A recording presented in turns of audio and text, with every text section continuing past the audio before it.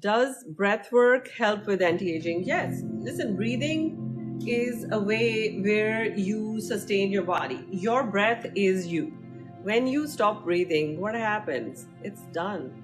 So your breath is one of the ways that you fuel your body. So how your brain works, because remember, in the end, humans are nothing but a chemical reaction that's occurring under your skin. And that chemical reaction is started with you breathing air in.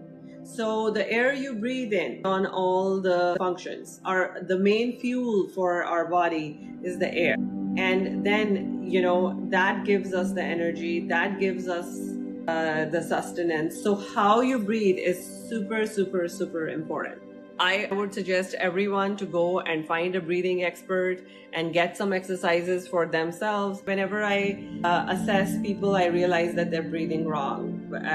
And when we're anxious, we're definitely either not breathing or hold our breath and we're not breathing well. So one of the things I always recommend is to please go and get a breathing exercise person who can give you your own consultation about what breath work exercises you should do every day.